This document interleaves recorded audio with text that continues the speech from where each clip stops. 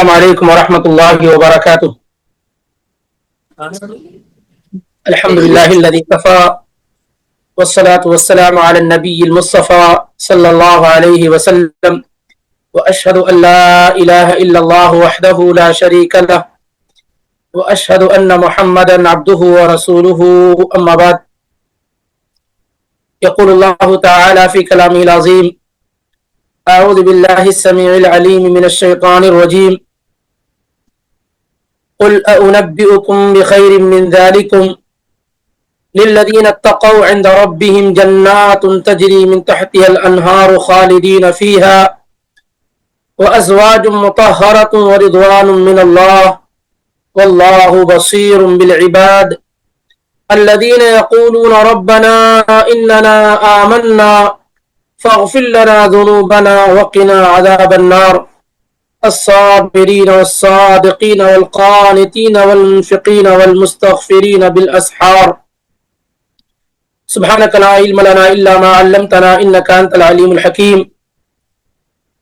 سورہ آل عمران سے 3 آیات اللہ رب العالمین کی توفیق سے اس کے فضل و کرم سے کی گئی تلاوت کی گئی. آیت نمبر 15 16 اور اسی طریقے سے 17. اس سے پہلے 14 نمبر کی آیت 14 نمبر کی آیت پچھلے ہفتے میں اللہ کی توفیق سے پڑھی گئی تھی. اس آیت میں اللہ تعالیٰ نے دنیا کی 7 اہم زینتوں کا تذکرہ فرمایا تھا جو عام طور سے لوگوں کو مرغوب ہوتی ہیں، محبوب ہوتی ہیں.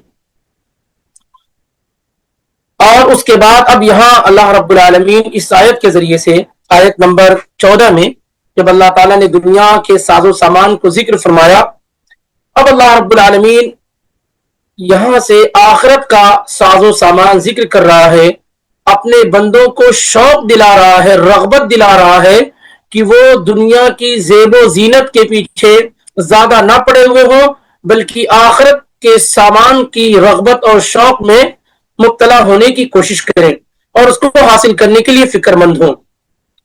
اس لیے پچھلی آیت میں کیا بیان کیا گیا کہ زُيِّنَ لِلنَّاسِ حُبُّ الشَّهَوَاتِ مِنَ النِّسَاءِ وَالْبَنِينَ وَالْقَنَاطِيرِ الْمُقَنطَرَةِ مِنَ الذَّهَبِ وَالْفِضَّةِ وَالْخَيْلِ الْمُسَوَّمَةِ وَالْأَنْعَامِ وَالْحَرْثِ ذَلِكَ مَتَاعُ الْحَيَاةِ الدُّنْيَا وَاللَّهُ عِندَهُ حُسْنُ الْمَآبِ.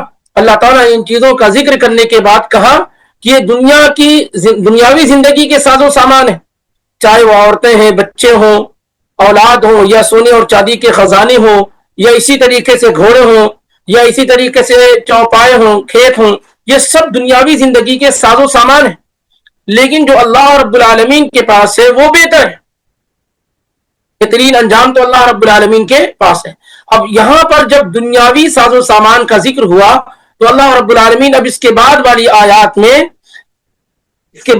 آیات میں آخرت کا سامان ذکر کر رہا ہے اور اس کا شوق لوگوں کے اندر دلا رہا ہے، کیونکہ اصل تو وہی چیز ہے. چنانچہ اللہ تعالیٰ کا ارشاد ہے قُلْ أَأُنَبِّئُكُمْ بِخَيْرٍ مِّن ذَلِكُمْ، اے نبی علیہ السلام آپ کہہ دیجئے أَأُنَبِّئُكُمْ بِخَيْرٍ مِّن ذَلِكُمْ، کیا میں تم لوگوں کو اس سے بہتر چیز نہ بتاؤں، اس سے بہتر چیز کی خبر نہ دوں. یعنی ابھی جن 7 چیزوں کا ذکر ہوا ہے آپ کہہ دیجئے کہ کیا میں تمہیں اس سے بہتر چیز بتاؤں. اُنَبِّئُكُمْ بِخَيْرٍ مِّن ذَلِكُمْ، میں تمہیں بتاؤں اس سے بہتر چیز. یہ ایک نرالا انداز ہے جو آپ کو قرآن و سنت میں نظر آئے گا. اس سے کیا ہوتا ہے، لوگوں میں رغبت اور شوق پیدا ہو جاتا ہے، بجائے یہ کہ اللہ تعالیٰ نے فوراً یوں کہا کہ یہ چیزیں بہت بہتر ہیں. ایک انداز کہ کیا میں تمہیں بتاؤں وہ چیزیں جو اس سے بہتر ہیں. اب آدمی سننے کے لیے شوق میں مبتلا ہو جاتا ہے کہ آخر یہ بہتر چیز کیا ہے، یہ خیر والی چیز کیا ہے. تو جن چیزوں کا ذکر کیا گیا اب اللہ تعالیٰ کہتا ہے کہ اے نبی آپ کہہ دیں کیا میں تمہیں اس سے بہتر چیز نہ بتاؤں. للذین اتقوا عند ربہم، جو لوگ متقی بنے ان کے لیے ان کے رب کے پاس، للذین اتقوا عند ربہم جنات، جو لوگ متقی بنے ان کے لیے ان کے رب کے پاس باغات ہیں، تجری من تحتی الانہار، جن کے نیچے سے نہریں بہتی ہیں. خالدین فیہا، ان میں ہمیشہ ہمیشہ رہنے والے ہیں، وہ ازواج مطہرہ، اور نہایت پاک صاف بیویاں ہیں، ورضوان من اللہ، اور اللہ کی جانب سے عظیم خوشنودی ہے، واللہ بصیر بالعباد، اور اللہ بندوں کو خوب دیکھنے والا ہے۔ اب یہ جو آیت ہے اس میں آپ دیکھیں کہ اللہ تعالیٰ نے اس کے مقابلے میں جو دنیاوی زینت تھی، آخرت کے بعض سامان کا، جنت کا اور جنت میں ملنے والی بعض نعمتوں کا اللہ رب العالمین نے بڑے ہی نرالے اور اچھوتے انداز میں ذکر فرمایا ہے کہ آپ کہہ دیجئے کہ کیا میں تمہیں وہ چیز بتاؤں جو اس سے بہتر ہے، چیزوں سے بہتر ہے جس کا ذکر اس سے پہلے کی آیت میں کیا گیا ہے۔ اور کن لوگوں کے لیے ہے یہ بہتر؟ للذین اتقوا، ان لوگوں کے لیے ہے جنہوں نے تقوی کا راستہ اختیار کیا، پرہیزگاری کا راستہ اختیار کیا، جو اللہ تعالیٰ سے ڈرنے والے ہیں۔ خاف اللہ فاطاعوہ، جو اللہ سے ڈرے اور اس کی اطاعت کی، بأداء فرائضہ، جن چیزوں کا اللہ تعالیٰ نے حکم دیا ہے، فریضہ فرائض کو ادا کر کے، اور اللہ تعالیٰ کی منع کردہ چیزوں سے رک کر کے۔ یہ معنی ہے تقوی کا کہ جن چیزوں کے کرنے کا اللہ نے حکم دیا ہے آدمی اس کو بجا لائے، اور جس سے اللہ تعالیٰ نے روکا ہے اس سے رک جائے۔ تو قل اونبئکم بخیر من ذالکم، کیا میں بتاؤں ایسی چیز جو اس سے بہتر ہے، یعنی جو گزری ہوئی آیت میں ذکر کی گئی ہیں، کن لوگوں کے لیے ہے؟ للذین اتقوا، یہ بہتر چیز کن لوگوں کے لیے ہے؟ للذین اتقوا، ان لوگوں کے لیے ہے، پرہیزگار لوگوں کے لیے، متقی لوگوں کے لیے ہے، عند ربہم جنات، ان کے رب کے پاس باغیچے ہیں، عند ربہم، یہ بڑی نرالی اور پیاری چیز جو اللہ تعالیٰ نے بیان فرمائی ہے کہ ثواب المتقین عند اللہ، کہ جو لوگ اللہ تعالیٰ سے ڈرنے والے ہیں ان کا اجر و ثواب ان کے رب کے پاس ہے۔ للذین اتقوا، متقی لوگوں کے لیے، عند ربہم، ان کے رب کے پاس، جنات، ایسے باغات ہیں، تجری من تحت الانہار، جس کے نیچے سے نہریں جاری ہوتی ہیں۔ تو ان کے رب کے پاس یہ جو قرب ہے اللہ کے پاس، ان کے رب کے پاس، یہ بڑی ہی بلند چیز ہے، بڑی ہی پیاری چیز ہے۔ اللہ تعالیٰ نے قرآن میں دوسرے مقامات پر بھی ذکر کیا، ان المتقین فی جنات و نہر، متقی لوگ، پرہیزگار لوگ جنت میں اور نہر میں ہوں گے، فی مقعد صدق عند ملیک مقتدر، اللہ رب العالمین کے بالکل پاس ہوں گے۔ تو یہ جو اللہ تعالیٰ کی قربت کا ذکر ہو رہا ہے کہ اللہ تعالیٰ کے پاس، ان کے رب کے پاس ہے متقی لوگوں کا اجر و ثواب اور بدلہ، جو ان کے، اور اس میں پھر ذکر کیا جا رہا ہے کہ ان کے لیے جنت ہے، باغیچے ہیں۔ تو اللہ رب العالمین کی جانب ان چیزوں کو منسوب کر کے کہ ان کے رب کے پاس ہے، اللہ تعالیٰ کی عظمت کو بیان کیا جا رہا ہے۔ مزید یہ بتایا جا رہا ہے کہ جب اس کا اجر و ثواب، متقی لوگوں کا بدلہ اللہ رب العالمین کے پاس ہے، تو پھر اللہ تعالیٰ کے پاس سے جو چیز ملنے والی ہوں گی وہ بہت بڑی ہوگی۔ اسی لیے صحیح بخاری اور مسلم میں یہ حدیث ذکر کی گئی ہے، اور حدیث قدسی ہے کہ اللہ تعالیٰ کہتا ہے، اعددت لعبادی الصالحین ما لا عین رأت، میں نے اپنے نیک اور صالح بندوں کے لیے ایسی چیزیں تیار کر رکھی ہیں جنت میں، ما لا عین رأت، جسے کسی آنکھ نے دیکھا نہیں ہے، ولا اذن سمعت، جسے کسی کان نے سنا بھی نہیں ہے، ولا خطر علی قلب بشر، اور کسی انسان کے دل میں ان نعمتوں کا خیال تک پیدا نہیں ہوا۔ تو اللہ تعالیٰ نے متقی لوگوں کے لیے اپنے پاس وہ چیزیں تیار کر رکھی ہیں جنت کے اندر جسے نہ کسی آنکھ نے دیکھا ہے، نہ کسی کان نے سنا ہے، اور نہ ہی کسی دل کے اندر اس کا خیال پیدا ہوا ہے۔ تو للذین اتقوا عند ربہم، ان لوگوں کے لیے جنہوں نے تقوی کا راستہ اختیار کیا، جو متقی ہیں، ان کے رب کے پاس جنات، باغیچے ہیں۔ جنت نہیں کہا، جنات کہا، کیونکہ جنت ایک نہیں ہے، مختلف ہے۔ جنت میں بہت ساری ورائٹیز، جنت کی بہت ساری قسمیں ہیں۔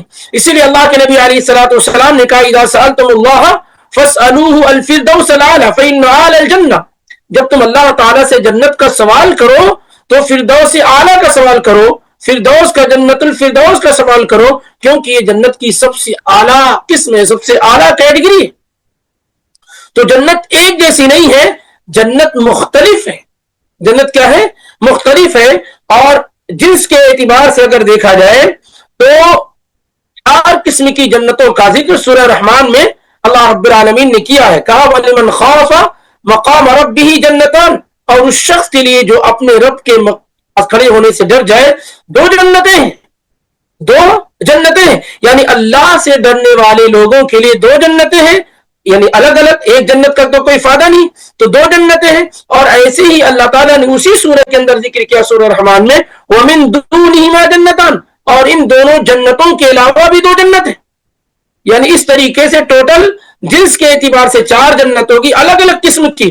باقی جنت اپنے آپ میں بہت ساری کیٹیگریز رکھتی ہیں. مان لیتے ہیں ایک جنت وہ ہے جس میں اللہ کے پیغمبر ہوں گے, اس کے بعد والے دوسرے لوگ ہوں گے, تیسرے لوگوں کے درجات کے اعتبار سے. لیکن قسم کے اعتبار سے اگر دیکھا جائے, جنس کے اعتبار سے اگر دیکھا جائے تو 4 جنتوں کا ذکر جو ہے صرف اور صرف سورہ رحمان میں آیا ہوا ہے. اور اللہ کے نبی صلی اللہ علیہ وسلم کی جو حدیث ہے, اللہ کے نبی صلی اللہ علیہ وسلم کی جو حدیث ہے, پیاری حدیث ہے, اللہ کے نبی صلی اللہ علیہ وسلم نے کہا جنت میں خیمے ہوں گے. جنت میں کیا ہے؟ خیمے ہوں گے, وہ بھی موتیوں کے ہوں گے. ارضھا 60 میلا, جس کی چوڑائی جو ہوگی 60 میل ہوگی. فی کل زاویۃ منھا اہل, ہر کنارے پر ایک بیوی ہوگی.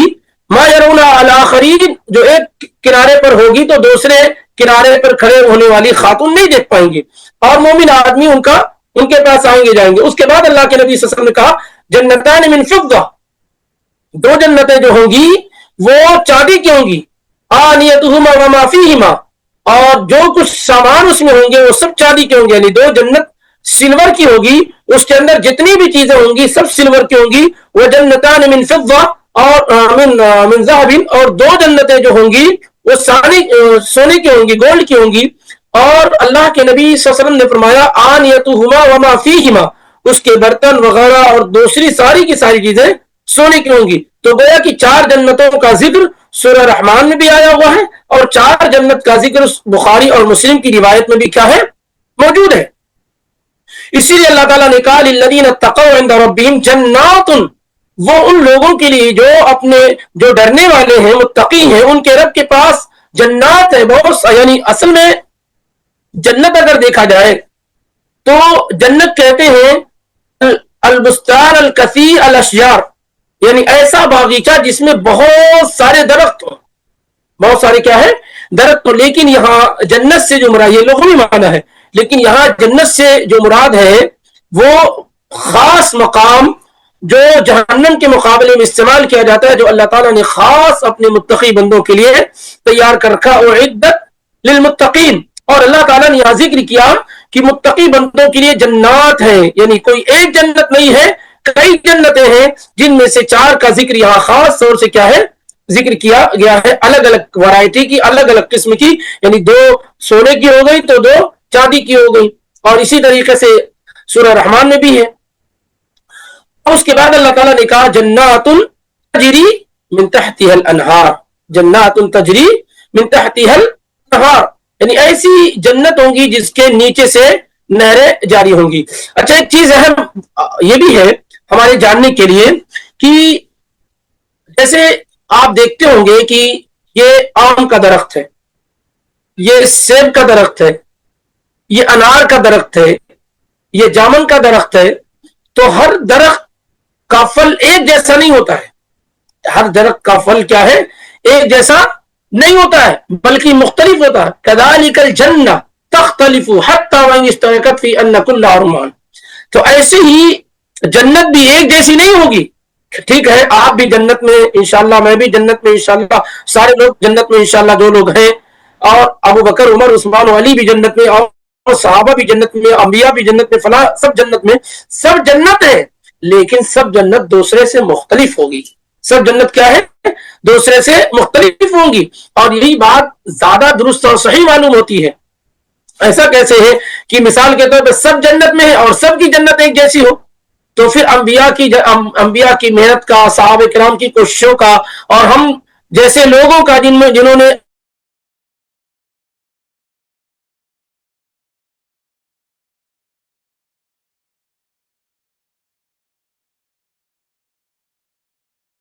گریڈ ہے, اس اعتبار سے جو انہوں نے کیا ہے؟ عمل کیا ہے, جو انہوں نے کیا ہے؟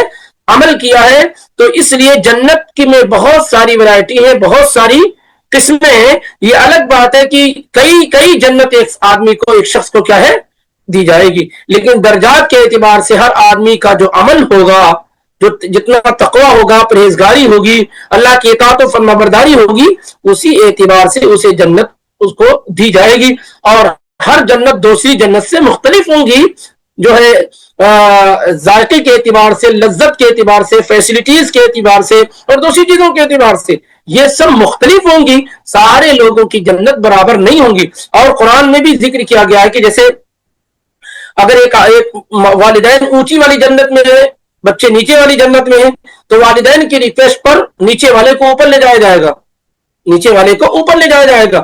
یہ بھی بہت اہم چیزوں میں سے ہے کہ ایسا نہیں ہے جیسا ہم سمجھتے ہیں کہ سب جنت ایک جیسی ہے، یہ سب لوگ جنت میں جانے کا مطلب ہے کہ سب ایک ہی جگہ رہیں گے. نہیں، جنت میں گریڈ ہے، درجات ہیں.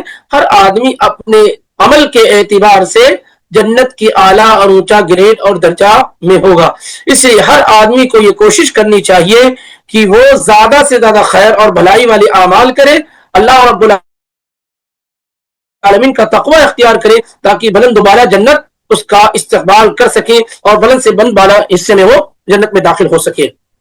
تو کہا کہ للذین اتقوا عند ربهم جنات تجری من تحتها الانہار، ان لوگوں کے لیے جو ڈرے ان کے رب کے پاس جنتیں ہیں جس کے نیچے سے نہریں جاری ہوں گی. یہ آپ قرآن جب پڑھتے ہوں گے تو کثرت سے آپ پاتے ہوں گے کہ تجری من تحتها الانہار، تجری من تحت جنات تجری من تحتها الانہار کی جنات ہے جس کے نیچے سے نہریں. کثرت سے آپ کیا ہے قرآن میں اسے پائیں گے، بلکہ اسی لفظ کے ساتھ تجری من تحتها الانہار کے ساتھ 34 مقامات پر یہ آیا ہوا ہے. تجری من تحتها الانہار اس طریقے سے قرآن میں 34 مرتبہ آیا ہوا ہے. اور دو جگہ آیا ہوا تجری من تحتہم، تجری من تحتہم ان کے نیچے سے نہریں جاری ہوں گی. یہ دو مقامات پر آیا ہوا ہے، ایک سورہ اعراف میں وَنَزَعْنَا مَا فِي صُدُورِهِم مِّن غِلٍّ تَجْرِي مِن تَحْتِهِمُ الْأَنْهَارُ 43 نمبر کی آیت میں سورہ اعراف کی. اور دوسری جگہ آیا ہوا ہے سورہ انعام کی آیت نمبر 6 میں وَجَعَلْنَا الْأَنْهَارَ تَجْرِي مِن تَحْتِهِم. تو تجری من تحتہم قرآن میں دو مقامات پر آیا ہوا. اکثر جگہ آپ کیا پائیں گے تجری من تحتی الانہار، تجری من تحتی الانہار اکثر جگہوں پر، اور بتایا گیا کہ 34 مقامات پر ایسے ہے. باقی دو جگہوں پر تجری من تحتہم یہ دو جگہ پہ آیا ہے. اسی طریقے سے ایک جگہ آیا تجری من تحتی سورہ زخرف کی آیت نمبر 51 میں وَهَذِهِ الْأَنْهَارُ تَجْرِي مِن تَحْتِي أَفَلَا تُبْصِرُونَ. اور ایک جگہ آیا ہوا ہے تجری تحتہا، تجری تحتہا من کے بغیر آیا ہوا ہے. اکثر جگہ کیا آتا ہے تجری من تحتہا، لیکن ایک جگہ سورہ توبہ کی آیت نمبر 100 میں تجری تحتہا آیا ہوا بغیر کیا ہے بغیر من کے. یہ ایک ہی جگہ آیا ہوا ہے. اگر آپ اس کو یاد کر لیں گے تو اکثر جگہوں پر غلطی نہیں ہوگی. تو اس طریقے سے کثرت سے تجری من تحتها الانہار یا تجری تحتہا یا تجری من تحتہم اس طرح کے الفاظ قرآن میں کثرت سے آئے ہوئے ہیں. تو تجری جاری ہوں گی من تحتہا اس کے نیچے سے، انہار نہر کی جمع ہے، ریور ندی، اس کے نیچے سے ندیاں جاری ہوں گی. ایسے جنت میں اللہ تعالیٰ داخل کرے گا جس کے نیچے سے نہریں جاری ہوں گی، جس کے نیچے سے نہریں بہتی ہوں گی. اب سوال یہ ہے کہ کیا آپ یہ سمجھا جائے کہ زمین کے نیچے سے نہریں جاری ہوں گی جیسے یہاں دنیا کے اندر ہوتا ہے؟ تو نہیں، ایسا نہیں ہے. بل من فوق ارضھا، بلکہ زمین کے اوپر سے نہریں جاری ہوں گی. کہاں سے ہوں گی؟ من تحت اشجارھا، جو درخت ہوں گے نا، درخت کے نیچے سے نہریں نکلیں گی. قصورھا، جو محلات ہوں گے اس کے نیچے سے نہریں جاری ہوں گی، تاکہ بہترین اور مختلف لگے، اچھی لگے. اور 4 قسم کی نہروں کا ذکر آیا ہوا کہ جنت میں 4 قسم کی نہریں ہوں گی، جیسا کہ رب العالمین نے سورہ محمد کی آیت نمبر 15 میں ذکر کیا. اللہ تعالیٰ نے سورہ محمد کی آیت نمبر 15 میں ذکر کیا ہے کہ مثل الجنت التي وعد المتقون، اس جنت کی مثال جس کا متقیوں سے وعدہ کیا گیا ہے، فیہا انہار من ماء غیر آسن، اس میں نہریں ہوں گی پانی کی، غیر آسین جو پانی بو والا نہیں ہوگا، بدبودار نہیں ہوگا. یہ پہلی نہر پانی کی ہوگی. دوسری نہر وانہار من لبن لم یتغیر طعمہ، اور ایک نہر دودھ کی ہوگی جس کا ذائقہ اور ٹیسٹ بدلے گا نہیں. تیسری نہر وانہار من خمر، اور تیسری نہر شراب کی ہوگی لذت للشاربین، جو پینے والے کو ایک ذائقہ اور مزہ دے گی. یہ تیسری نہر ہوگی. وانہار من عسل مصفى، اور چوتھی جو نہر ہوگی وہ صاف اور شفاف شہد کی ہوگی. تو قرآن حکیم میں اللہ نے ذکر کیا کہ تجری من تحتها، جو بار بار آ رہا ہے جس کے نیچے سے نہریں جاری ہوں گی، وہ نہریں 4 قسم کی ہوں گی. ایک پانی کی ہوں گی جس میں کوئی بوند نہیں ہوگی. دوسری نہر دودھ کی ہوگی جس کا ذائقہ اور مزہ بدلنے والا نہیں ہوگا. تیسری نہر شراب کی ہوگی جو پینے والے کو خوب لذت دے گی. اور چوتھی نہر صاف اور شفاف شہد کی ہوگی. یہ 4 قسم کی نہریں جاری ہوں گی. اللہ تعالیٰ سے دعا کریے کہ اللہ مجھے اور آپ کو اور دوسرے بھائیوں کو اس کا مستحق بنائے کہ ہم ان نہروں کے ذریعے سے یہ ساری کی ساری چیزیں پیئے اور لذت حاصل کریں. اللہ کے نبی علیہ الصلوۃ والسلام نے حدیث میں بھی اس کی طرف اشارہ کیا ہے کہ من سرہ ان یسقی اللہ عز وجل الخمر فی الآخرہ، جو آدمی یہ چاہتا ہے کہ اللہ تعالیٰ شراب اسے آخرت میں پلائے، فَلْيَتْرُكْهَا فِي الدُّنْيَا، تو دنیا میں وہ شراب پینا چھوڑ دے. وَمَنْ سَرَّهُ أَنْ يَكْسُوَ اللَّهَ الْحَرِيرَ فِي الْآخِرَةِ، جو آدمی یہ چاہتا ہے کہ اللہ اسے ریشم کا لباس آخرت میں پہنائے، فَلْيَتْرُكُهُ فِي الدُّنْيَا، تو وہ دنیا میں ریشم کا لباس پہننا چھوڑ دے. یہ صرف مردوں کے حق میں ہے.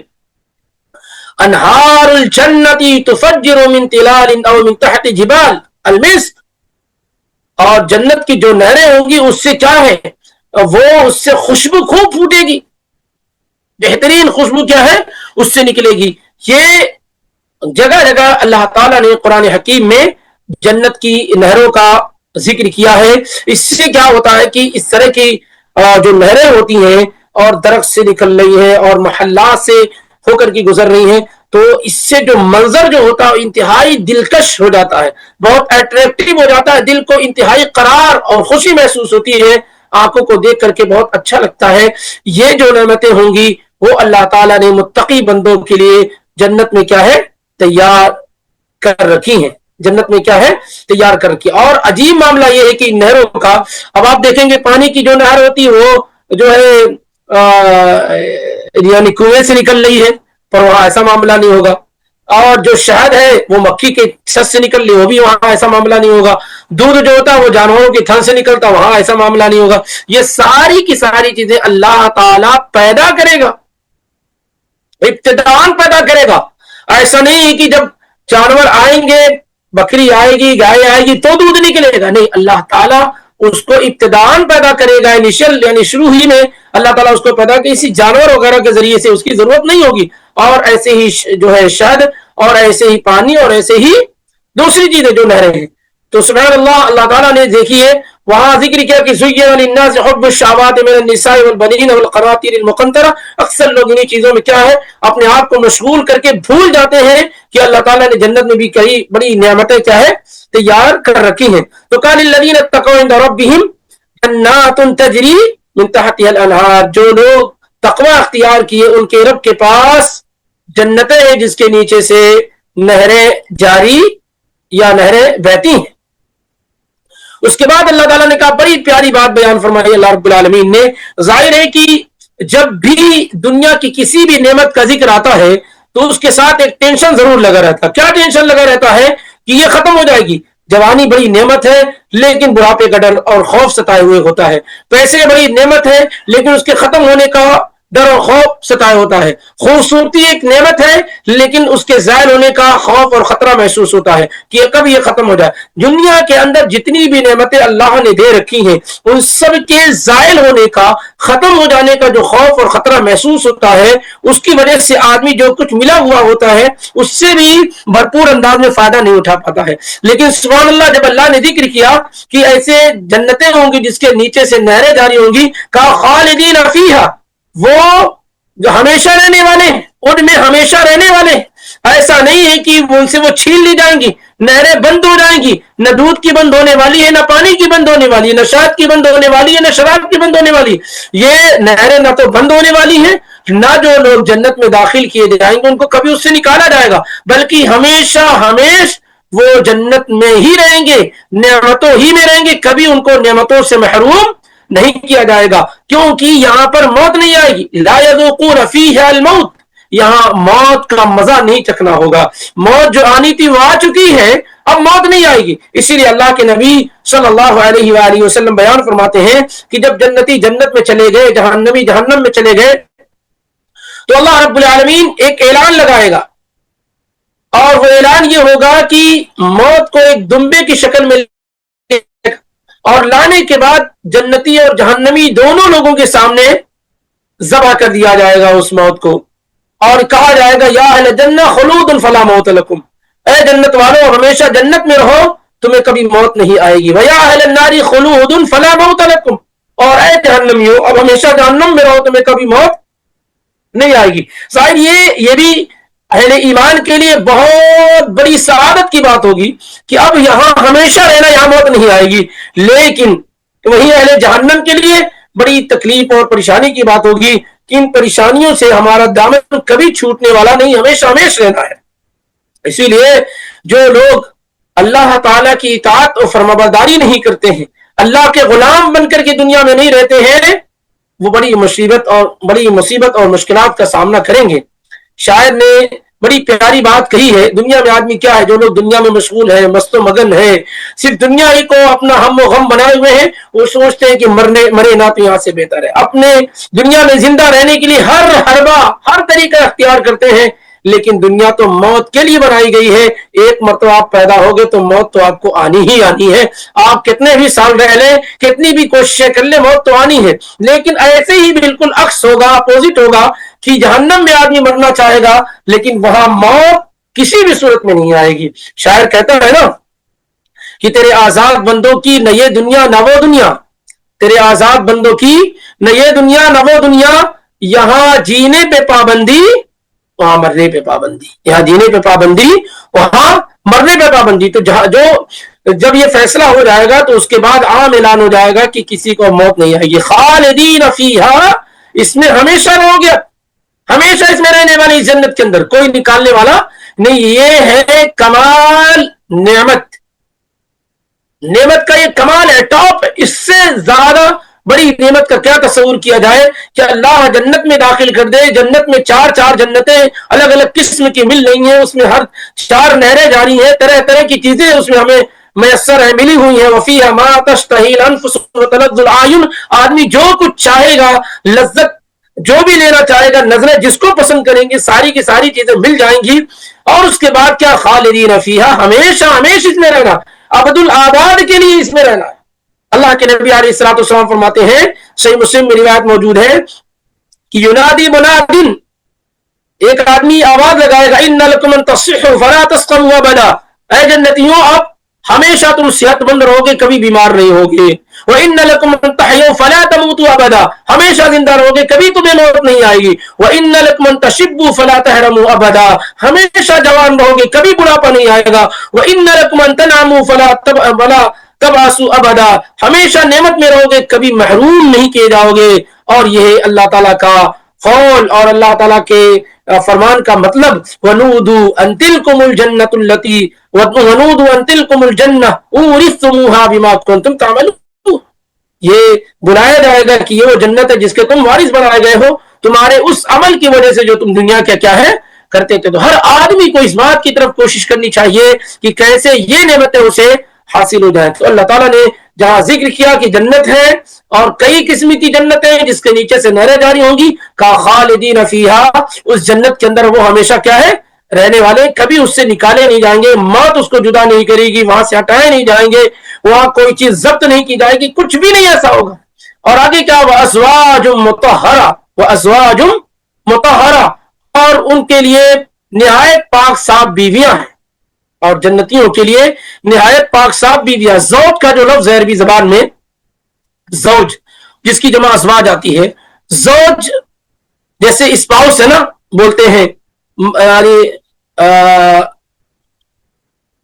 بیوی کے لیے شوہر ہے اور شوہر کے لیے بیوی ہے، ایسے ہی عربی زبان کے اندر زوج کا جو لفظ ہے، زوج، یہ میل کے لیے فیمیل، جیسے کوئی عورت کے لیے اس کا شوہر زوج ہے اور شوہر کے لیے اس کی بیوی زوج ہے، اور اسی کی جمع کیا ہے ازواج استعمال کی جاتی ہے، لیکن یہاں خاص طور سے مراد ہے کہ مردوں کی بیویاں وہ ازواج مطہرہ، اور ان کے لیے نہایت صاف ستھری پاک صاف بیویاں ہیں، ان کے لیے پاک صاف کیا ہے بیویاں ہیں، نہایت پاک صاف بیویاں ہیں ان کے لیے، یعنی جنتیوں کے لیے نہایت پاک صاف بیویاں ہیں۔ پاک صاف بیویاں کیا ہے، کیا مطلب ہے اس کا کہ نہایت پاک صاف بیویوں کا مطلب کیا ہے؟ آپ اگر صحابہ کی تفاسیر دیکھیں گے، جیسے عبداللہ ابن عباس، وہ کہتے ہیں مطہرۃ من القدر والاذى، ہر طرح کی گندگی اور تکلیف سے پاک صاف ہے۔ مجاہد بن جبر نے کہا کہ مطہرۃ من الحید والبول والنخام والبصاق والمنی والولد، کی پاک صاف حیض سے، نفاس سے، پیشاب سے، پیخانے سے، تھوک سے، بلغم سے، منی سے، ہر بچے کی پیدائش سے، ساری چیزوں سے پاک صاف ہے، یعنی ہر طرح کی جتنی بھی چیزیں ہو سکتی ہیں، کیونکہ یہ ساری کی ساری چیزیں کیا ہے الجھن اور تکلیف دینے والی ہے، تو ایسی بیویاں اللہ تعالیٰ عطا کرے گا جو ہر طرح کی تکلیف سے پاک اور صاف ہے، ہر طرح کی تکلیف سے، جو بھی چیزیں برے اخلاق ہے، کردار ہے، ساری زبان کی کڑواہٹ ہے، ساری کے سارے عیب جتنے عیب ہو سکتے ہیں ان تمام ظاہری اور باطنی عیب سے وہ کیا ہے پاک و صاف ہے، ہر طرح کے عیب سے پاک و صاف۔ ازواج مطہرہ نہایت پاک صاف بیویاں ہیں، نہایت پاک صاف کیا ہے بیویاں ہیں۔ یہاں پر اللہ تعالیٰ نے اس کا ذکر کیا تاکہ جہاں پہلے ذکر ہوا ہے کہ ایک لذت، یہاں دوسری لذت کیا ہے اس کا ذکر ہو رہا ہے۔ اب جنت میں اس کا طریقہ کار کیا ہو سکتا ہے؟ جو بیویاں ہوں گی، جیسے دنیا کے اندر میاں بیوی دونوں جنتی ہو گئے تو دونوں کا آپس میں نکاح ہو جائے گا، دونوں کا کیا ہے آپس میں نکاح ہو جائے گا۔ اگر ایسا ہوا کہ بیوی جنتی ہے شوہر جنتی نہیں تو اس کو جنت میں دنیاوی شوہر کیا ہے فراہم کر دیا جائے گا۔ ایسا نہیں ہے کہ کسی پر زیادتی کی جائے گی، کسی کو یہ کیا جائے گا، کبھی کبھار کیا کچھ چیزوں میں مردوں کا ذکر ہو جاتا ہے، اس کا یہ مطلب نہیں ہے کہ کسی چیز سے عورت کو محروم کیا جا رہا ہے۔ اللہ تعالیٰ نے سب کے متعلق کہا کہ وَفِيهَا مَا تَشْتَهِيهِ الْأَنفُسُ وَتَلَذُّ الْأَعْيُنُ، کہ اس کے اندر جنت کے اندر ہر وہ چیز ہے جو آپ چاہیں گے، مرد ہو یا عورت، اور جس سے نگاہوں کو لذت ملے، ساری کی ساری چیزیں ملیں گی۔ جنت کا وعدہ جیسے مردوں کا سے ویسے ہی عورتوں سے ہے، تو سب کو اللہ تعالیٰ بے پناہ لذت والی جنت سے کیا ہے نوازے گا، بے پناہ لذت والی جنتوں سے نوازے گا۔ تو دنیا کے اندر جو میاں بیوی ہیں اگر وہ دونوں جنتی ہو گئے تو یہ سب آپس میں طبقہ زوجۃ لہ فی الآخرہ، آخرت میں بھی وہ اس کی بیوی ہوں گی، اس کے شوہر ہوں گے۔ اگر ایسا ہو کہ کسی آدمی کی زوجہ نہ ہو، بیوی نہ ہو، اور عورت کا شوہر نہ ہو، تو پھر ایسی طریقے سے اس طریقے سے کیا ہوگا آپس میں ایک دوسرے کا نکاح کر دیا جائے گا۔ جیسے کوئی آدمی مرد تھا اس کی بیوی نہیں تھی، کوئی عورت تھی اس کا شوہر نہیں تھا، تو ان دونوں کا اگر یہ جنتی آپس میں نکاح کرا دیا جائے گا، اور باقی جو عورتیں ہیں، باقی جو حور العین ہیں وہ اس سے الگ ہیں، وہ اس سے کیا ہے الگ ہیں، کیونکہ اللہ تعالیٰ دنیا کی عورتوں سے بھی نکاح کرائے گا اور جنت کی عورتوں سے بھی نکاح کرائے گا، یعنی وہ بھی ملیں گی۔ وہ ازواج مطہرہ اور نہایت پاک صاف عورتیں ہیں، بیویاں ہیں جو ہر طرح کی گندگی سے بالکل پاک و صاف ہوں گی۔ یہ ہو گئی نعمت۔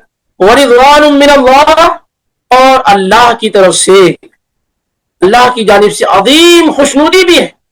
سبحان اللہ، یعنی کیا کہہ دے، کیا میں تمہیں اس سے بہتر چیز نہ بتاؤں؟ جو لوگ متقی بنے ان کے لیے ان کے رب کے پاس باغات ہیں، ان کے لیے ان کے رب کے پاس باغات ہیں، ایسے باغات جس کے نیچے سے نہریں بہتی ہیں، ان میں ہمیشہ رہنے والے ہیں، اور نہایت پاک و صاف بیویاں ہیں۔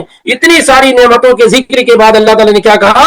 اور اللہ کی جانب سے عظیم خوشنودی، یعنی جنت میں جانے کے بعد، یہ نعمتوں کے پا جانے کے بعد اللہ کی جانب سے عظیم خوشنودی ہے، یعنی اللہ کی طرف سے یہ اعلان ہے کہ میں اپنے بندوں سے خوش ہوں اور کبھی ان پہ ناراض نہیں رہوں گا۔ یہ جنت سے بھی بڑی نعمت ہے، اور اس سے بھی بڑی نعمت اللہ رب العالمین کا دیدار ہے۔ اس سے بھی بڑی نعمت کیا ہے؟ اللہ رب العالمین کا دیدار۔ ایسا نہیں ہے کہ جنت ہی سب سے بڑی نعمت ہے، بلکہ جنت سے بڑی نعمت اللہ تعالیٰ کی رضامندی ہے، اور اس سے بھی بڑی نعمت کیا ہے؟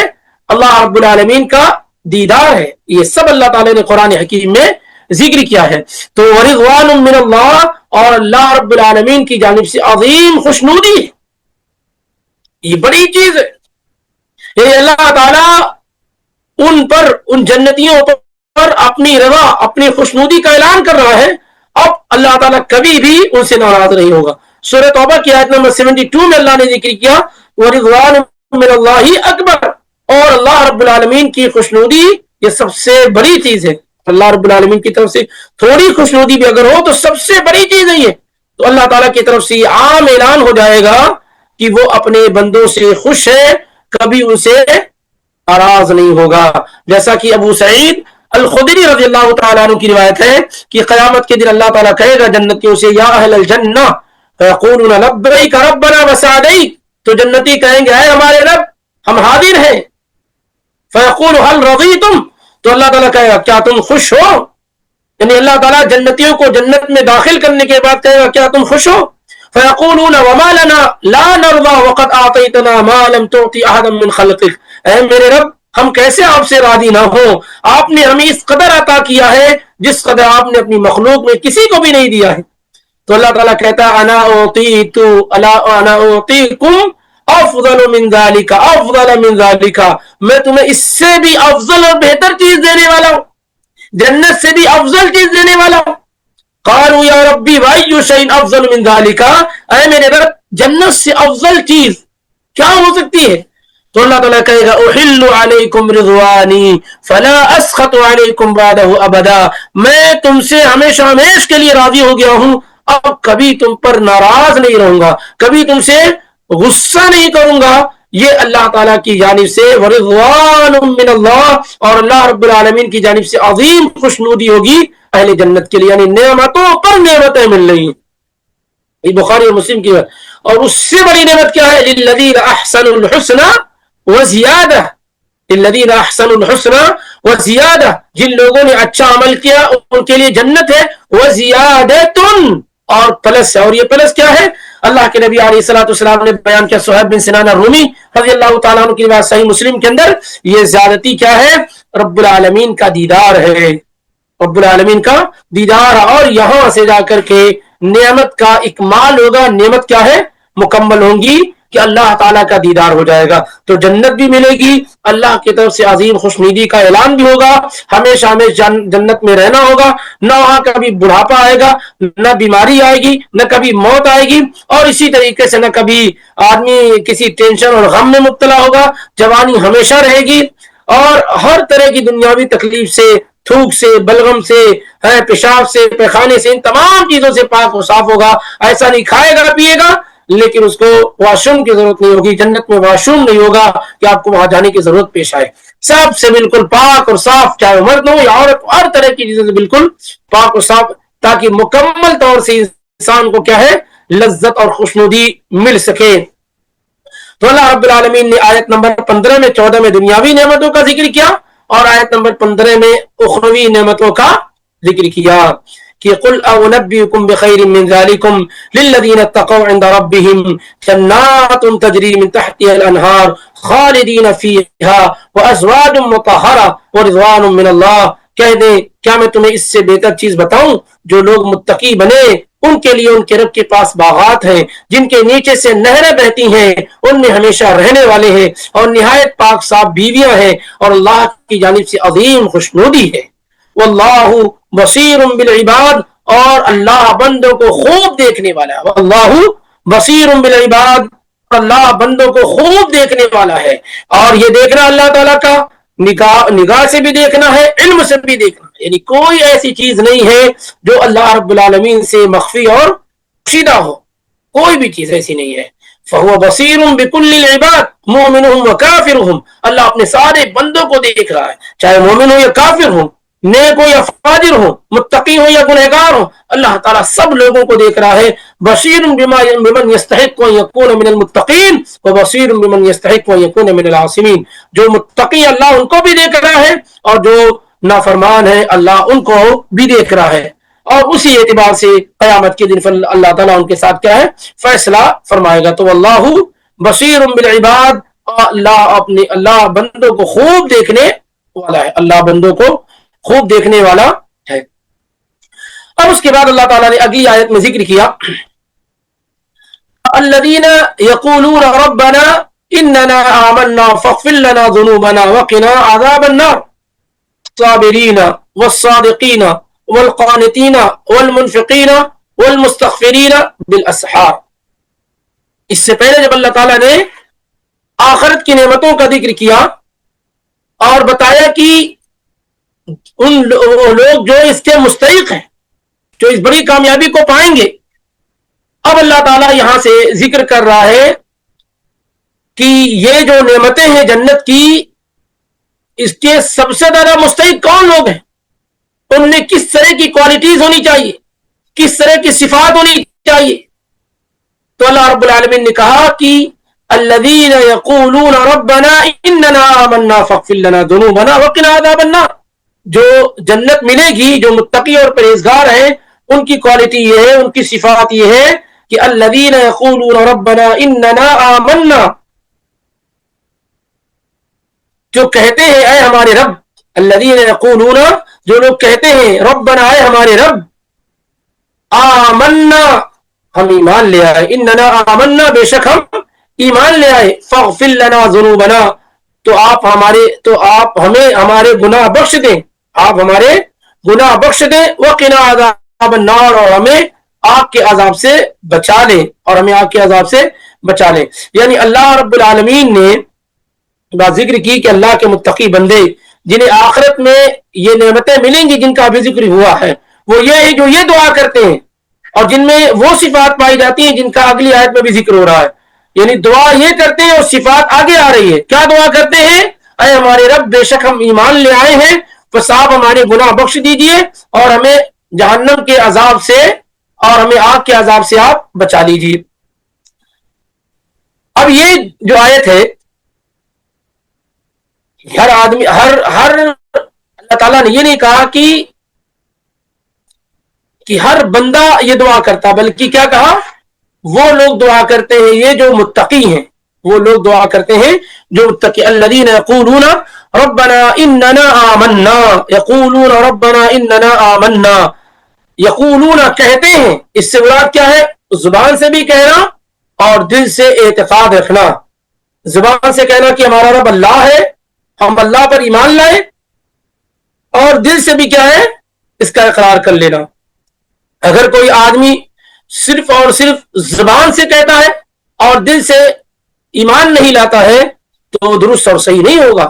اللہ تعالیٰ نے قرآن میں ذکر کیا ہے سورہ بقرہ میں وَمِنَ النَّاسِ مَن يَقُولُ آمَنَّا بِاللَّهِ وَبِالْيَوْمِ الْآخِرِ، اور چند لوگ اور بعض لوگ وہ ہیں جو یہ کہتے ہیں کہ ہم اللہ پر ایمان لائے اور آخرت کے دن پر ایمان لائے. وَمَا هُمْ بِمُؤْمِنِينَ، حالانکہ وہ ایمان والے ہیں ہی نہیں. منافقین کے بارے میں جو زبان سے تو اقرار کرتے ہیں لیکن دل کے اندر کیا ہے؟ وہ اللہ تعالیٰ کو ایک نہیں جانتے، اللہ پر ایمان نہیں لاتے ہیں. اس وجہ سے جب یہ کہا جائے کہ ہم ایمان لائے تو اس میں زبان سے کہنا بھی شامل ہے اور دل میں اس کا اعتقاد اور عقیدہ رکھنا بھی شامل ہے. صرف زبان سے کہہ لینا کیا ہے؟ کافی نہیں ہے. تو کہتے ہیں الذین یقولون ربنا، جو لوگ کہتے ہیں کہ اے ہمارے رب، اننا آمنا، ہم ایمان لے آئے، اننا آمنا، ہم ایمان لے آئے، فاغفر لنا ذنوبنا، فاغفر لنا ذنوبنا، آپ ہمارے لیے ہمارے گناہوں کو معاف فرما دیجئے. ہم ایمان لے آئے ہیں تو آپ ہمارے لیے ہمارے گناہوں کو معاف فرما دیجئے. یہ ہے وسیلہ. یہ کیا ہے؟ وسیلہ. یعنی اے اللہ ہم آپ پر ایمان لے آئے ہیں تو اس وجہ سے آپ ہمارے گناہوں کو کیا ہے؟ معاف فرما دیجئے. یہ اس کو وسیلہ کہتے ہیں کہ اپنے نیک اعمال کو وسیلہ بنا. ہم آپ پر ایمان لائے ہیں تو اس کی وجہ سے آپ ہمارے لیے ہمارے گناہوں کو کیا ہے؟ معاف فرما دیجئے. فاغفر لنا ذنوبنا، ہمارے گناہوں کو معاف فرما دیجئے. اور یہ جو لفظ ہے مغفر سے بنا ہوا ہے اور جس کو کہتے ہیں عربی زبان کے اندر مغفر آپ نے دیکھا ہوگا کہ جو جنگ کرنے والا ہوتا ہے نا وہ سر پہ باندھے ہوئے ہوتا ہے، وہ جو یعنی لوہے کا جو لباس پہنا جاتا ہے اس کو مغفر کہتے ہیں۔ اس سے کیا ہوتا ہے کہ آدمی بچ بھی جاتا ہے اور چھپ بھی جاتا ہے، بچ بھی جاتا ہے اور چھپ بھی جاتا ہے۔ اسی سے مغفرت کہتے ہیں، بخشش، مغفرت عربی زبان میں۔ یہ اس لیے کہا جاتا ہے کہ قیامت کے دن اللہ تعالیٰ اپنے بندوں کو سائڈ میں کرے گا اور اس سے اس کے گناہ کا اقرار کروائے گا، وَيُقَرِّرُهُ بِذُنُوبِهِ، اللہ تعالیٰ اس سے اس کے گناہ کا اقرار کرائے گا، کہے گا اللہ تعالیٰ عملتا کذا وعملتا کذا کذا، تو بندہ کہے گا ہاں اے اللہ میں نے ایسا کیا، یعنی اس کو اللہ تعالیٰ سائڈ میں کہہ کے پوچھے گا تو نے ایسا کیا، تو نے ایسا کیا، تو نے ایسا کیا، بندہ کہے گا ہاں، ایمان والا بندہ کہے گا ہاں، تو اللہ تعالیٰ کہے قد سترتها علیک فی الدنیا، میں نے تیری اس گناہ کو دنیا میں چھپائے رکھا تھا، وانا اغفرها لک اليوم، اور آج میں اسے کیا ہے معاف کر دیتا ہوں، یعنی اس پر کوئی مواخذہ کوئی پکڑ نہیں کرتا ہوں، مواخذہ کوئی پکڑ کیا ہے نہیں کرتا ہوں۔ یہ اس امت کی خصوصیات میں سے ہے ایک طریقے سے، کیونکہ پہلے اگر کوئی آدمی ابھی کیا اللہ ہم گناہ کرتے ہیں چھپا ہوا رہتا، کوئی جان ہی نہیں پاتا کہ ہم نے گناہ کیا، میں گناہ کرتا ہوں آپ نہیں جان پاتے، آپ گناہ کرتے ہیں میں نہیں جان پاتا، ایسے کتنے گناہ جو ہم ایک دوسرے کے گناہ نہیں جان پاتے۔ لیکن بنی اسرائیل کا معاملہ یہ تھا، جو ہم سے پہلی قومیں گزر چکی ہیں ان کا معاملہ یہ تھا کہ اگر کوئی آدمی کوئی گناہ کرتا تھا اور جب صبح ہوتی تھی تو اس کے دروازے پہ لکھا ہوا ہوتا تھا کہ فلاں نے یہ گناہ کیا ہے، سبحان اللہ، کتنی بڑی فضیلت کا معاملہ تھا۔ لیکن اس امت میں اللہ تعالیٰ نے کیا کیا کہ اس کو چھپا لیا اور توبہ کا دروازہ کھول دیا اور کہا قل یا عبادی الذین اسرفوا علی انفسہم لا تقنطوا من رحمت اللہ ان اللہ یغفر الذنوب جميعا، اے اللہ کے نبی آپ میرے بندوں سے کہہ دیجئے کہ جنہوں نے اپنے آپ پر ظلم کیا ہے تم لوگ اللہ تعالیٰ کی رحمت سے مایوس نہ ہو، اللہ سارے گناہوں کو کیا ہے معاف فرما دیتا، اللہ سارے گناہوں کو معاف فرما دیتا ہے۔ یہی اللہ رب العالمین کا حلم کا فائدہ ہے، حلیم ہونے کا فائدہ ہے کہ جب کوئی بندہ گناہ کرتا ہے تو اللہ اس کو مہلت دیتا ہے تاکہ وہ کیا ہے توبہ کر لے، اور اس طریقے سے ایک بڑی رسوائی سے بچ جاتا ہے۔ تو جن لوگوں جو متقی ہیں وہ کیا کہتے ہیں یقولون ربنا اننا آمنا، اے بے شک اے ہمارے رب بے شک ہم آپ ایمان لے آئے، فاغفر لنا ذنوبنا، تو آپ ہمارے گناہوں کو کیا ہے معاف کر دیں، چاہے وہ چھوٹے ہیں بڑے ہوں، سارے گناہوں کو کیا ہے آپ معاف کر دیں، وقنا عذاب النار، اور ہمیں اس آگ سے بچا لیں، جہنم کی آگ سے کیا ہے ہمیں بچا لیں، وقنا عذاب النار، ہمیں جہنم کی آگ سے بچا لیں۔ اب اس میں دو چیزیں ہو سکتی، ایک تو یہ کہ ایک آدمی جہنم کا مستحق ہو گیا ہو اللہ تعالیٰ اسے بچا لے، اور ایک یہ کہ اللہ ہم ایسا عمل کریں ہی نہ جس سے ہم جہنم میں جائیں، دونوں طرح کی چیزیں شامل ہیں اس میں۔ وقنا عذاب النار، اے اللہ ہمیں جہنم کے عذاب سے بچا لے، یعنی ہم مستحق ہو گئے جہنم میں جانے کے لیکن اپنے فضل و کرم سے ہمیں جہنم سے بچا لے، یا یہ کہ اللہ ہمیں ایسے اعمال کے کرنے کی توفیق عطا فرما، یا ان اعمال سے ہمیں بچا لے جو ہمیں جہنم کی طرف لے جانے والے، یعنی ان اعمال سے اللہ تو ہمیں بچا لے جو جہنم کی طرف لے جانے والے۔ وقنا عذاب النار میں دونوں چیزیں شامل ہیں، ایک تو یہ کہ آدمی جہنم کو مستحق ہو گیا ہے، اللہ تعالیٰ اس کو اپنے فضل سے جہنم کی آگ سے بچا لے، دوسری یہ کہ اللہ تعالیٰ اسے جہنم کی آگ سے بچا لے، یعنی ہم کوئی ایسا عمل نہ کریں جس سے ہم جہنم میں پہنچ جائیں۔ یہ دونوں کی دونوں چیزیں کیا اس میں شامل ہو سکتی ہیں۔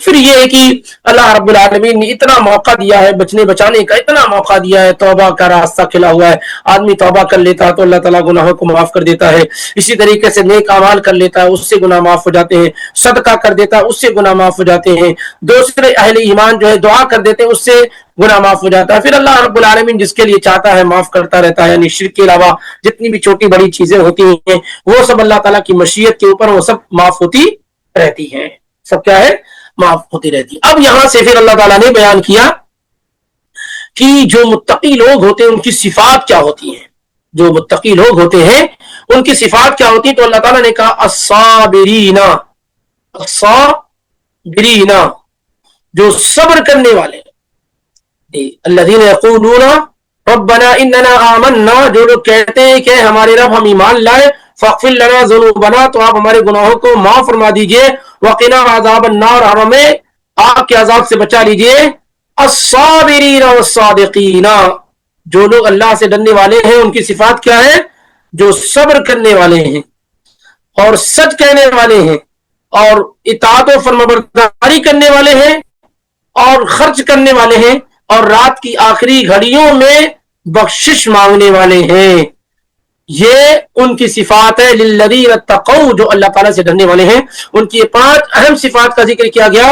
नंबर 1 सब्र करने वाले, नंबर 2 सच कहने वाले, नंबर 3 अल्लाह की इताअत व फरमाबरदारी करने वाले, नंबर 4 खर्च करने वाले, नंबर 5 रात के आखिरी हिस्से में अल्लाह रब्बुल आलमीन से बख्शिश और मग़फ़िरत करने वाले। अंदाजा लगाइए 5 अजीम नेकियों का, अहम आमाल का जिक्र किया जा रहा है, जो असल में मुत्तकी और परहेजगार लोगों की अहम सिफात में से एक है, अहम सिफात में से है। तो कहा अल्लाह रब्बुल आलमीन ने अस्साबिरीना, सब्र करने वाले। सब्र किस चीज पर करते हैं? सब्र का मतलब होता है हफ्सुन नफ्स, अपने आप को रोक लेना, अपने आप को रोक लेना। इसको अरबी जुबान के अंदर सब्र कहते हैं। और शरान कहते हैं, शरीयत में कहते हैं कि अल्लाह ताला की मना करदा चीजों से अपने आप को रोक लेना, अल्लाह ताला की मना करदा चीजों से अपने आप को रोक लेना। इमाम क़तादा बिन दिआमा अस्सुदूसी रहमतुल्लाह सब्र का मना बयान करते हुए कहते हैं अस्साबिरून कौमुन सबरू अला ताअतिल्लाह। साबिर लोग कौन है? सब्र करने वाले कौन है? वो लोग हैं जो अल्लाह की इताअत पर सब्र करने वाले हैं। वसबरू अन महारिमिही, और जो अल्लाह ताला की मना करदा चीजों से रुक जाने वाले, अपने आप को रोक लेने वाले हैं। इसलिए कहा जाता है सब्र की 3 किस्में हैं। एक सब्र अस्सब्र अला ताअतिल्लाह, अल्लाह ताला की इताअत पर सब्र करना, जिन चीजों के करने का अल्लाह ताला ने हुक्म दिया उस पर सब्र करना। जैसे मिसाल के तौर पर आदमी नमाज पढ़ने के लिए जाता है, फज्र की नमाज हो और दूसरी नमाज हो, बड़ी मुश्किल होती है, नफ्स भी उसके लिए तैयार नहीं, शैतान भी रोक रहा है, लेकिन इन तमाम से वो फाइटिंग करता हुआ नफ्स के खिलाफ जाता हुआ क्या है, वो जाकर के इताअत व फरमाबरदारी, तो अपने आप को रोकता है। जो नफ्स चाहता है, जो है शहवत और आराम चाहता है, उसकी मुखालफत करता हुआ वो वहां तक पहुंच जाता है। ये क्या है? इताअत व फरमाबरदारी पे सब्र करना, नमाज पढ़ना है, रोजा रखना है, ज़कात देना है, हज करना, उम्रा करना है, वालिदैन की इताअत व फरमाबरदारी करना है, बेहतरीन तरीके से लोगों से पेश आना है। ये सब अल्लाह ताला की इताअत पे सब्र करना है। ये सब क्या है? इताअत पर सब्र करना है। आप किसी को पसंद नहीं करते, लेकिन अल्लाह ताला का हुक्म है कि उससे मिलिए तो बशादत और खुशदिली के साथ मिलिए, तो आप वैसे मिलते हैं। अपने नफ्स का के खिलाफ जाकर के उससे ऐसे मिलते हैं। और दूसरी क्या? अस्सब्र अला मासियतिल्लाह, अल्लाह ताला की मना करदा चीजों से को अपने आप को रोक लेना, मासियत और गुनाह के कामों से अपने आप को क्या है? रोक लेना। खास तौर से उस वक्त जब इसके मौके और चांसेस मौजूद हो, जब इसके मौके और चांसेस में, जैसे नबी अलैहिस्सलाम ने कहा ना, 7 तरह के लोग जिनको अल्लाह ताला अपने अर्श के साए में जगह देगा, उनमें से कौन शख्स होगा? रजुलुन दाअतहु इम्राअतुन ज़ातु मनसिबिन व जमालिन फ़क़ाल इन्नी अख़ाफ़ुल्लाह, जिसको बुलाया हो एक खूबसूरत मनसब ओहदा वाली खातून ने बुराई के लिए, और उसने कहा कि नहीं, इन्नी अख़ाफ़ुल्लाह, मैं अल्लाह से डरता हूं। अपने नफ्स के खिलाफ उसने आवाज उठाई। नफ्स चाह रहा था कि एक बेहतरीन खातून उसे आवाज दे रही, उस पर लब्बैक कह, लेकिन अल्लाह ताला के खौफ और डर की वजह से क्या है, उससे रुक गया, क्योंकि अल्लाह ताला ने मना किया। ऐसे यूसुफ अलैहिस्सलाम को जब जो है अजीज मिस्र की बीवी ने बुलाया, जबकि वो मलिका थी, तो यूसुफ अलैहिस्सलाम अल्लाह की मासियत से अपने आप को क्या है? रोक लिया, सब्र किया है। इसी तरीके से वो इस्राएली खातून जो तंगदस्ती की वजह से अपने चचाजाद भाई से कुछ पैसे ली और हार मान करके इस पर होता होगी कि ठीक है, आप मुझसे अपनी शहवत पूरी कर सकते हैं, लेकिन जब वो आदमी मुकम्मल उस औरत पे कंट्रोल कर लिया और उसके पास बैठा, तो उस खातून ने उससे कहा इत्तक़िल्लाह, अल्लाह रब्बुल आलमीन से डरो और इस तरह की हरकत ना करो लिल्लाह के उसके हक के साथ। तो इस तरीके से क्या है? मासियत और गुनाह से अपने आप को रोक लेना। और तीसरा जो सब्र है, अस्सब्रु अला अक़दारिल्लाहि अल-मुअल्लमा, यानी ऐसा सब्र जो तकदीर में हमारे लिए मुश्किलात लिखी हैं, बीमारियां हैं, तकलीफ है, कारोबार का खराब हो जाना है, औलाद का अपाहिज हो जाना, कुछ भी इस तरह की चीजें हैं, तो इस पर भी क्या है? सब्र करना है। तीनों चीजों में सब्र जब आदमी करता है तो उसको कहा जाता है ये सब्र करने वाला है। क्या है? सब्र करने वाला। जैसे यूसुफ जैसे अय्यूब अलैहिस्सलाम कितने जमाने तक, साल तक तकलीफ और परेशानी में रहे हैं, صبر کرتے رہے اس پر, ڈٹے اور جمے رہے اس پر کہ اللہ تعالیٰ نے میری تقدیر میں لکھا, اس پر راضی اور خوش رہے. انا وجدناہ صابرا, اللہ تعالیٰ نے کہا میں نے اپنے اس بندے کو بڑا صبر کرنے والا پایا. نعم العبد, کتنا بہترین بندہ تھا میرا ایوب. انہ اواب, انتہائی جھکنے والا تھا اللہ کی طرف. ہاں, اس طریقے سے کیا ہے, تینوں چیزوں پر صبر کرنا. الصبر والا طاعت اللہ, اللہ تعالیٰ کی اطاعت پہ صبر کرنا. الصبر عن محارم اللہ, اللہ تعالیٰ کی منع کردہ چیزوں پہ صبر کرنا. الصبر علی اقدار اللہ, اللہ نے جو تقدیر میں لکھ رکھا ہے اس پر رینا, جو صبر کرنے والے ہیں. کیا ہے, جو صبر کرنے والے ہیں. پہلی صفت, پہلی خصوصیت بیان کی جا رہی ہے جو صبر کرنے والے ہیں. دوسرا کیا بیان کیا جا رہا ہے, والصادقین, اور سچ کہنے والے. سچ کیا ہے, سچ کہنے والے. اور سچ کس کو کہتے ہیں, والمطابقۃ للواقع, جو حالت کے موافق ہو. آپ نے کہا کہ ابھی رات ہو گئی ہے تو آپ سچ بولنے والے, لیکن آپ کہتے ہیں کہ دن نکلا ہوا ہے تو آپ جھوٹ بولنے والے. آپ کیا ہے, جھوٹ بولنے والے. تو جو حالات کے بالکل موافق اور مطابق ہو, واقع کے بالکل موافق ہو, اس کو سچ بولتے ہیں. اور سچ جو ہوتا ہے کبھی قول کے ساتھ ہوتا ہے, کبھی فعل کے ساتھ ہوتا ہے. آدمی نیت بھی اس کی سچی ہو, زبان بھی اس کی سچی ہو, اس کے اعمال بھی کیا ہے, سچے ہوں. قتادہ جو بڑے تابعی وہ کہتے ہیں والصادقون قوم صدقت نیاتهم, وہ لوگ جن کی نیتیں سچی ہیں.